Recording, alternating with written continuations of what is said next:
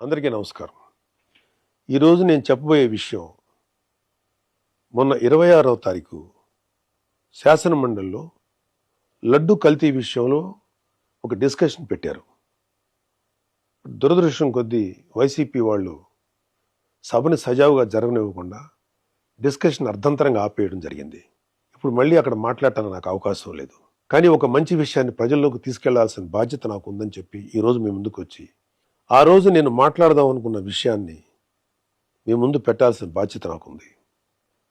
శాసనమండలి అధ్యక్షుల వారిని సంబోధిస్తూ అధ్యక్ష అంటూ ఈ మాటలను మాట్లాడాల్సింది కుదరలేదు.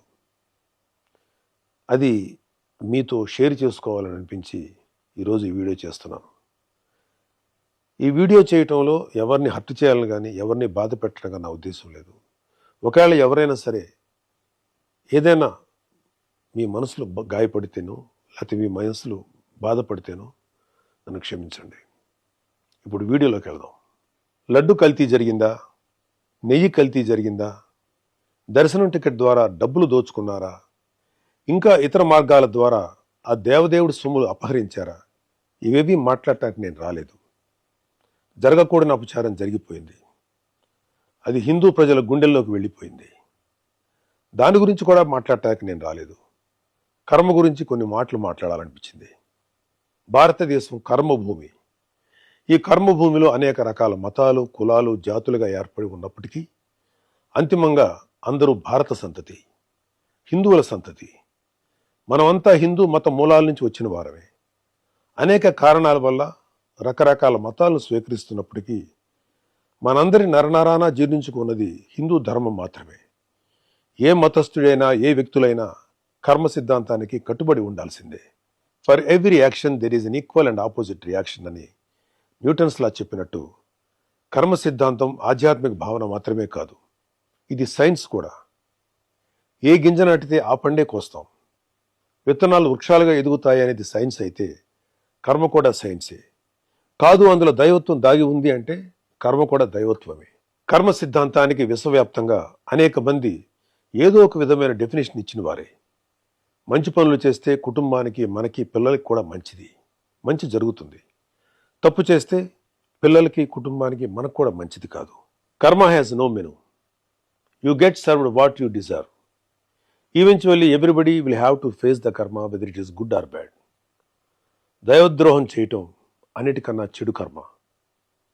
ఒకవేళ దేవుడితో పెట్టుకుంటే దేవుడైనా క్షమిస్తాడేమో కానీ కర్మ మాత్రం ఎవరినీ క్షమించదు. కర్మ అనేది కంటికి కనిపించిన ఒక శక్తి. Even God has to face it. భగవంతుడు కూడా మానవ జన్మెత్తితే కర్మను అనుభవించాల్సిందే. కురుక్షేత్ర సంగ్రామంలో ధర్మాన్ని పరిరక్షించడానికి శ్రీకృష్ణుడు వేసిన కొన్ని వ్యూహాలు, తద్వారా గాంధారి శాపాన్ని తన కర్మగా స్వీకరించిన భగవానుడైన శ్రీకృష్ణుడు కూడా కర్మను అనుభవించక తప్పలేదు. కర్మ ఎవరైనా సరే అనుభవించాలి అని చెప్పడానికి ఇదొక ఉదాహరణ. దైవాంశ సంభూతిని అనిపించుకున్న గొప్ప గొప్ప వారు కూడా ఏదో కర్మ చేస్తారు, దానికి తగ్గ ప్రతిఫలం అనుభవిస్తారు. ఒక ఇంటి యజమాని చేసే మంచి చెడుల ప్రతిఫలం కర్మ రూపంలో ఆ ఇంటి మొత్తానికి వస్తుంది.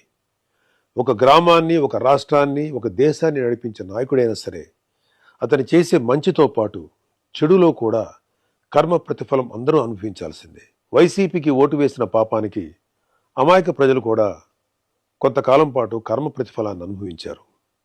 ఇప్పుడు అనుభవించాల్సింది ముఖ్య పాత్రధారులు, సూత్రధారులు, మద్దతుదారులు.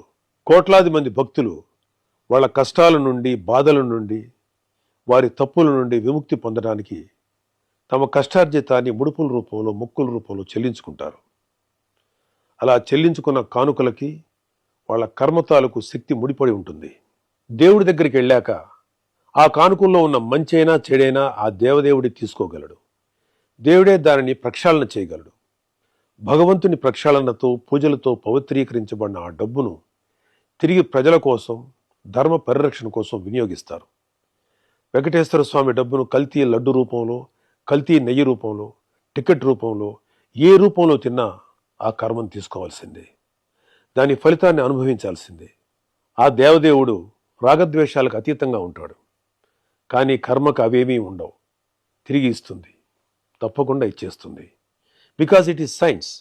మీరెన్ని వాదనలు చేసినా, ఎంత పెద్దవారైనా చేసిన చెడు కర్మ మిమ్మల్ని వదిలిపెట్టదు. ఒకవేళ కూటమి ప్రభుత్వం కూడా మిమ్మల్ని క్షమించవచ్చేమో. ఆఖరికి దేవదేవుడైన ఆ శ్రీ వెంకటేశ్వర స్వామి కూడా మిమ్మల్ని క్షమించవచ్చేమో. కర్మ మాత్రం మిమ్మల్ని క్షమించదు. అనుభవించి తీరాల్సిందే. ఎవరు ఆగం అవ్వాలని, ఎవరు నాశనం అవ్వాలని మాత్రం మేము కోరుకోం. కానీ కర్మ ఎవరిని వదలదని మాత్రం సూటిగా చెప్తున్నాం.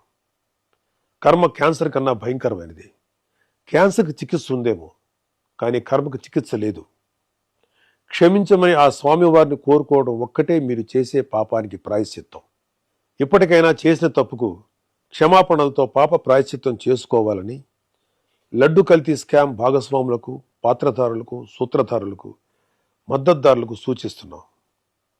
మీరు చేసిన పాపాలు మీ కుటుంబ సభ్యులకు అంటుకోకుండా మీ వరకే పరిమితం అవ్వాలని ప్రార్థిస్తున్నా. మీ కర్మకు మిమ్మల్ని వదిలేస్తున్నాం. చివరిగా ఒక మాట చెప్పి ముగిస్తాను.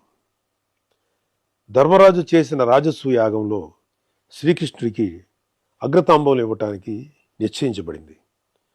కృష్ణుడికి అగ్రతాంబూలం ఇవ్వటానికి ఇష్టం లేని శిశుపాలు లాంటి దుర్మార్గుడు, పాపాత్ముడు అనేక పాపాలు చేశాడు.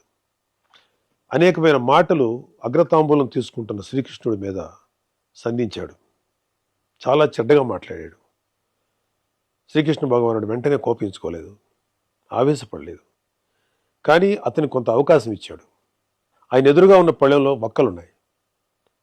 అతను మాట్లాడే ప్రతి చెడు మాటకి, ప్రతి చెడు చేతకి ఒక్కొక్క వక్క చొప్పున లెక్క పెడుతూ ఉన్నాడు.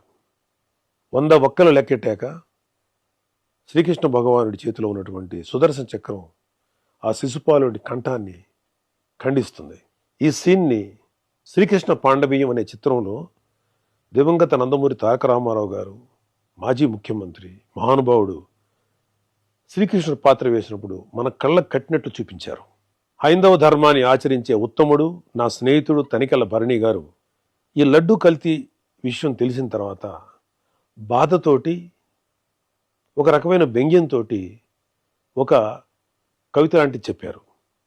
దానికి ఒక పేరు పెట్టారు ఆయన, బొక్కలు లెక్కెట్టేశాను జాగ్రత్త అని. ఎందుకో అది కూడా మీకు చదివి వినిపించాలని నాకు అనిపించింది. ఈ కవితని శ్రీ వెంకటేశ్వర స్వామి పాయింట్ ఆఫ్ వ్యూలో ఆయన చెప్పడం జరిగింది. కల్తీ లడ్డుని కళ్ళకద్దుకొని నోట్లో వేసుకున్నాను. వెంకటేశ్వరుడి గొంతులో వెలక్కాయ పడింది, పచ్చి వెలక్కాయ పడింది. నేను కేశవుణ్ణా, శివుణ్ణా? నా గొంతులోది తిరుపతి లడ్డూనా, పశుపతి మింగిన గరళమా? వడ్డీ కాసుల వాడికే లాస్ చూపించిన ఆ జగన్నాటక సూత్రధారి నువ్వేనన్నమాట. 7 కొండలను ముట్టుకుంటే ఎవరినైనా వేసుకెళ్ళిపోతుంది రోయ్. నా చక్రం ఫ్యాను కన్నా స్పీడుగా చంద్ర ప్రచండ పవనంలా తిరుగుతూ మీలాంటి శిశుపాలకుల కంఠాల్ని కత్తిరిస్తుంది. 100 తప్పులు చేసేశారు, ఇక క్షమించే ప్రసక్తి లేదు. ఒక్కలు లెక్కెట్టేశాను, వస్తున్నా కబడ్దార్. గోవిందా గోవిందా.